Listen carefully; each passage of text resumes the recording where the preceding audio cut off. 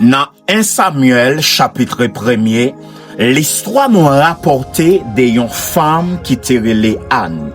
Et Anne qui était madame Elkana, et à cette époque, Elkana te gagné deux femmes.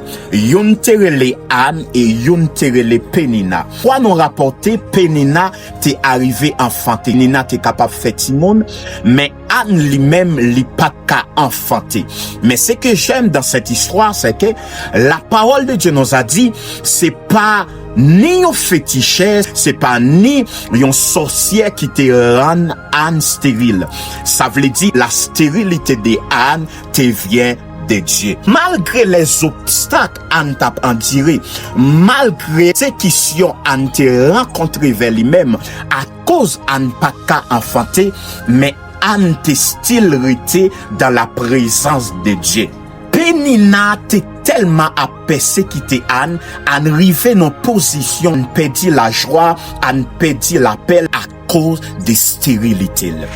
Anne pral arriver un moment, li pral reconnaître qui puissance qui cachait derrière la consécration, qui pouvoir qui cachait derrière la prière, qui pouvoir qui cachait lorsque on a enduré des obstacles, mais on still resté connecté avec Dieu. Et la Bible nous dit, Anne pral monter dans le temple là, Anne pral commencer lamenter dans la présence de Dieu.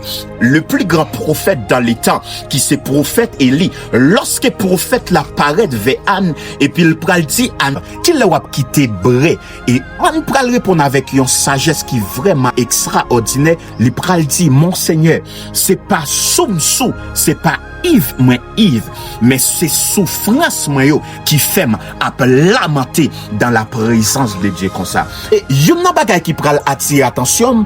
Pour qui raison le plus grand prophète dans les temps, qui c'est prophète Élie, lorsqu'elle paraît vers Anne, li pa ka wè si Anne, c'est yon enfant qu'il besoin. Et ça pousse à comprendre, à un moment donné, dans couloir qui va passer, Dieu pas bay ni yon prophète, ni yon apôtre, ni yon évangéliste, ni yon docteur, quel que soit niveau homme de Dieu ou bien femme de Dieu qui est capable de payer, pour louer qui ça qui va en dire. Pourquoi?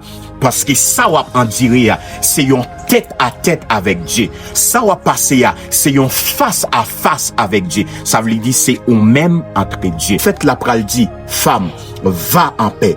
Et Dieu lui-même, lui mette yon saut sous priyo. Après, prophète la fin dit, femme nan allez, et femme nan pral fait yon ve avec Dieu. Le pral dit, bon Dieu, sous ban mwen ti moun sa, mwen va consacrer avec vous. Et ça pousse à comprendre. À un moment donné, dans parcours avec Dieu, Dieu a besoin pour faire un face à face avec elle. Dieu a besoin pour négocier avec lui. Et il a besoin qu'on ait des choses que vous en dire. C'est Dieu même qui fait paraître vers vous-même pour relation avec le capable de souder. Parce qu'on a besoin qu'on ait Dieu pas bon mariage là sans qu'il pas préparé pour mariage là. Dieu pas bon élévation sans qu'il pas préparé pour élévation. Quel que soit ça, Dieu a bon, l'a toujours formé pour lui. Écoutez-moi très bien. Lorsque vous faites face avec des circonstances, lorsque vous faites face avec des obstacles dans la vie, toujours bien sacré les discernements et toujours battre pour sensible avec l'esprit. Pour qu'on ait réellement, est-ce que là, c'est pas Dieu qui l'a donné? Est-ce que là, c'est pas grandi, m'doué grandi dans la présence? Peu pour se retrouver là-dedans, je dis, pas baïval, entrer dans la présence de Dieu et Dieu lui-même, il va rendre sensible avec lui-même pour qu'on ait exactement qui se doit faire dans ces heures.